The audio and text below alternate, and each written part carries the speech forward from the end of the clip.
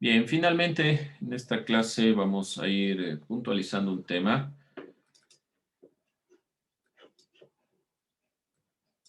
que se refiere sobre el arte, que ya estábamos nosotros comenzando.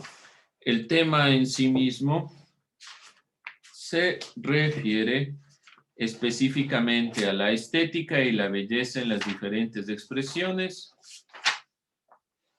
épocas y culturas. Pero debemos ir puntualizando qué es esto.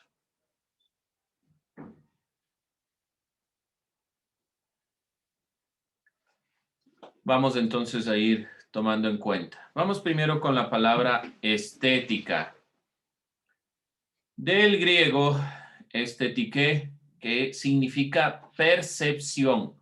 La estética es la doctrina filosófica del arte, del estudio sobre el arte.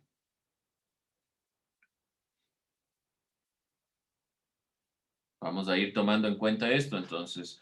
Más allá de la palabra griega, no se hagan problemas, simplemente tomen en cuenta que significa percepción. Es el origen propio de la palabra, de donde proviene la idea estética.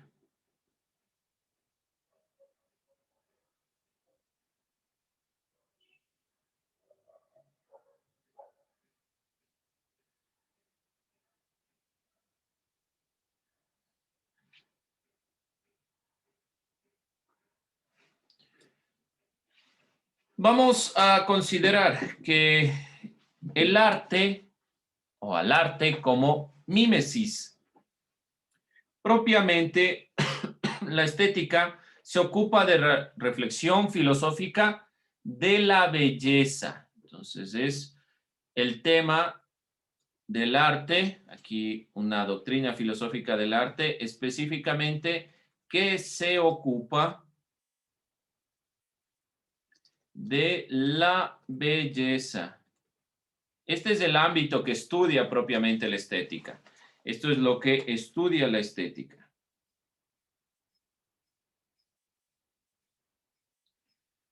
La belleza.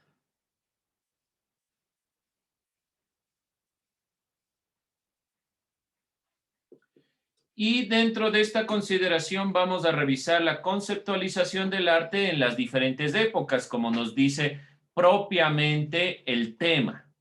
Primero vamos a ver dónde nace esta consideración en los griegos, porque de ahí proviene también el concepto estética.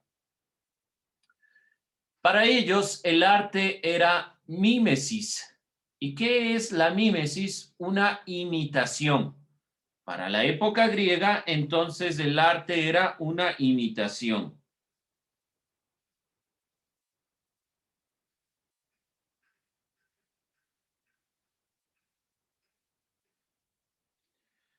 ¿Qué dice Platón sobre este tema?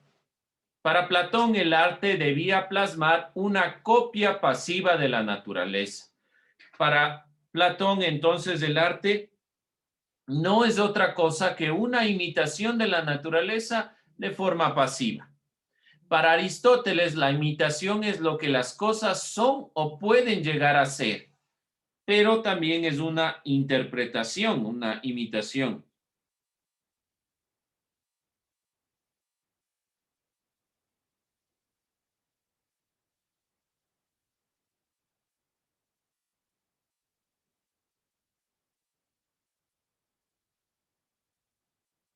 No olvidarse esta consideración.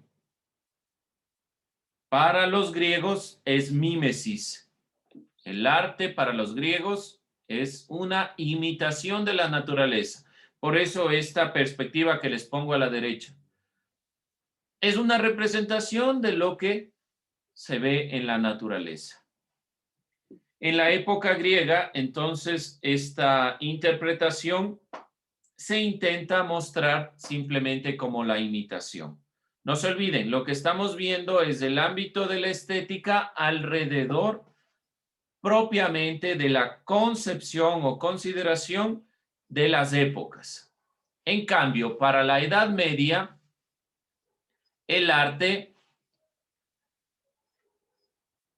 En la Edad Media, el parecer del arte adquiere un matiz, ya no es la imitación en sí misma, sino que el arte imita, tiene que hacerlo de aquellas realidades que son perfectas, de aquellas realidades divinas. ¿Por qué razón? En la mayor cantidad de representaciones artísticas de la época medieval vemos a Jesús, vemos a los ángeles, vemos algunas cosas de estas, porque ya no es solo una imitación sin más, sino que es una imitación realmente de lo divino. En la Edad Media se busca, por lo tanto, la divinidad y esa interpretación de la mímesis, de la imitación, tiene que ser una imitación de la realidad divina.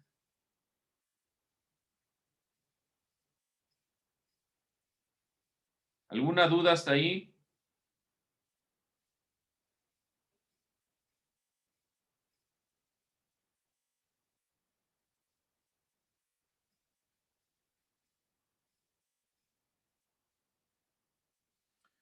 Bien, entonces dos elementos. En la época griega, propiamente debía plasmar lo que vemos en la realidad.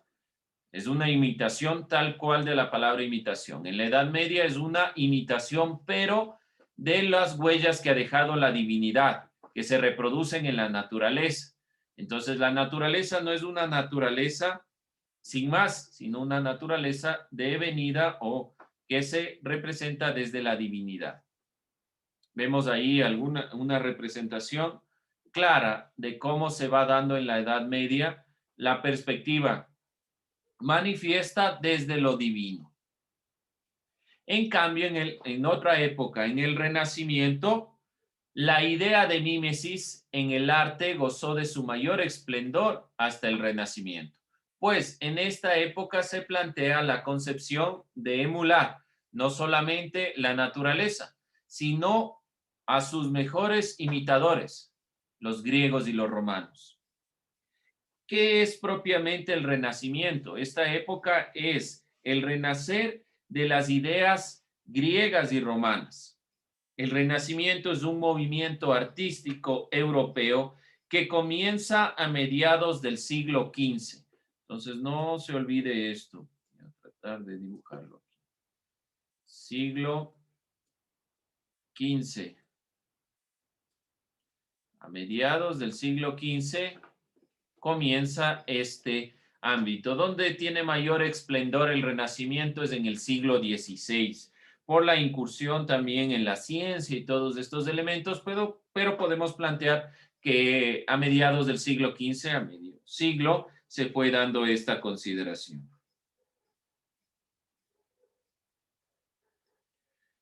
Dentro de la perspectiva de el renacer las ideas griegas y romanas. Se quiso engrandecer, exaltar de lo más posible a los griegos y los romanos. Por lo tanto, la perfección que se intentó tener en la época renacentista sobre el arte fue muy avanzada.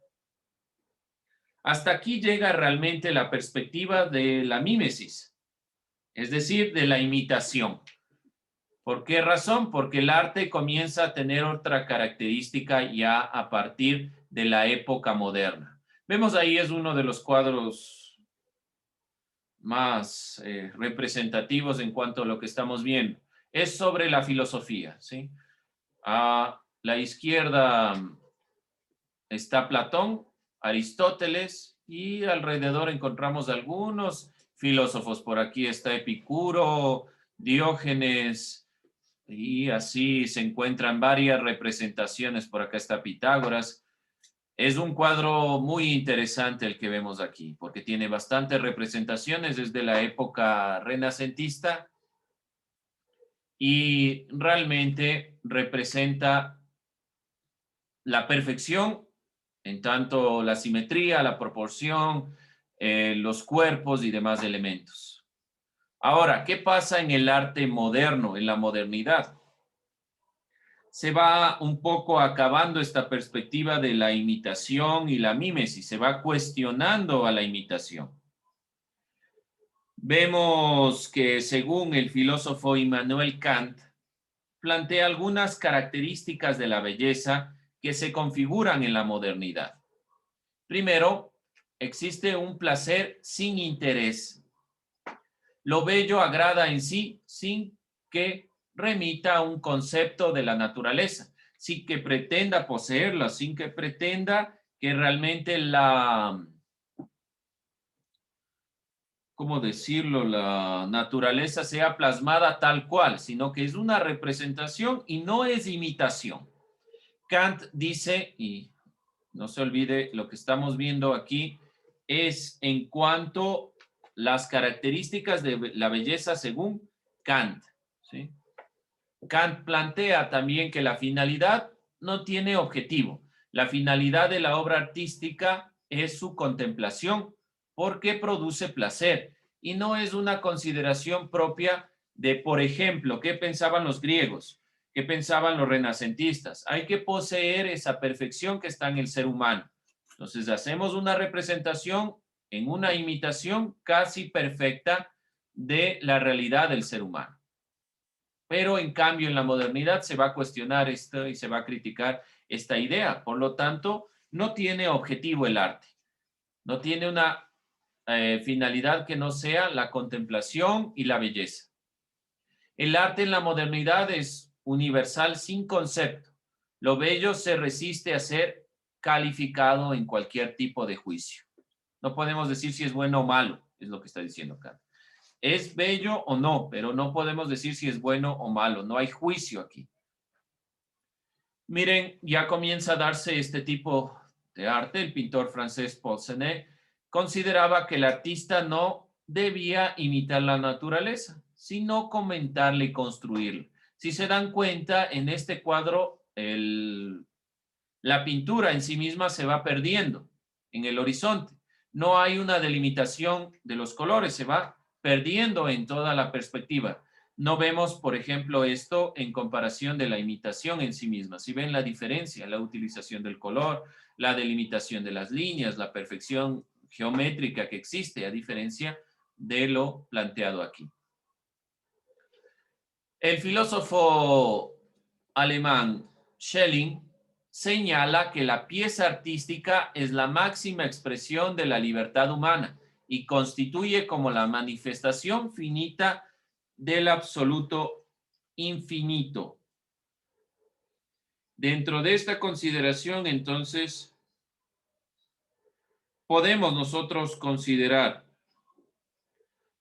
que se va cambiando la perspectiva de lo que es el arte. Para Schelling es una expresión de la libertad humana. Para Kant no tiene realmente un objetivo, no hay norma, no hay regla, es lo bello en sí mismo.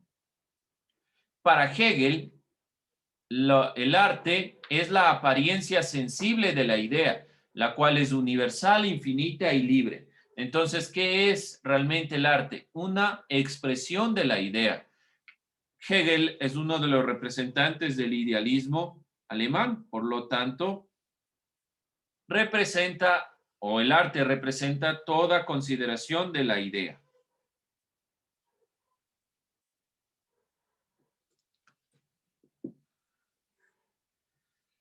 Y para finalizar, vemos el arte contemporáneo. Ya es un cambio total. El arte contemporáneo lo que quiere es crear conciencia. Este es el punto más relevante del arte contemporáneo. Ya no es solo lo bello, ya no es solo una imitación como en los griegos, ya no es nada de esto, es una abstracción de la realidad y o quiere principalmente crear una conciencia, es una representación de lo político, de lo social, de lo que vemos en la realidad.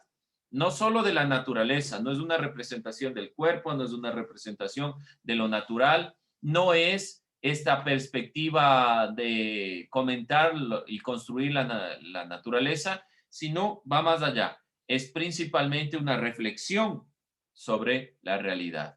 Aquí va el ámbito del arte contemporáneo. Entonces, a través de las épocas, el arte griego, el arte medieval y el arte renacentista han querido principalmente interpretar la naturaleza. ¿Cómo? Como mímesis, como imitación tal cual de la naturaleza. A partir del arte moderno se va a criticar esta postura del arte griego y algunos pensadores van a plantear principalmente que el arte debe irse guiando hacia lo bello, que es una interpretación subjetiva. En el arte contemporáneo, que llamamos contemporáneo, nuestra actualidad, viene dándose ya una reflexión de la realidad, una representación y reflexión de la realidad. Por lo tanto, hay una abstracción. Vemos aquí una representación actual. Los griegos obviamente no iban a considerar esto que Pollock considera que es el expresionismo abstracto, que propiamente trata de identificar a través de una representación un sentimiento, una emoción. Y esto que ya se llama arte pop, que trata de representar elementos comunes de la sociedad que ya no tienen que ver directamente con la naturaleza en sí misma. Existen algunos movimientos vanguardistas que han tratado de cambiar la perspectiva, cambiar la idea, cambiar la noción, el sentido propio de la realidad. Cuando nosotros vemos una obra, recordemos un poco, regresemos hacia la época del Renacimiento. Solo viendo la perfección, la utilización de la proporción, los colores, la profundidad y demás elementos, y llegamos a esta consideración donde propiamente esta es una representación artística, ¿sí?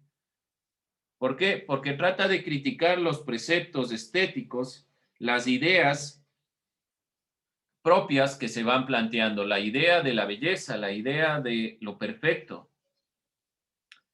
Bien, simplemente esta clase nos permite introducirnos al estudio del arte. La filosofía también estudia el arte, no solo los ámbitos de la ética, la política, la lógica.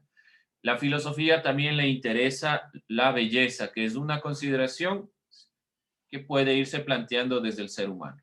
Bien, jóvenes, con eso vamos a ir terminando esta clase.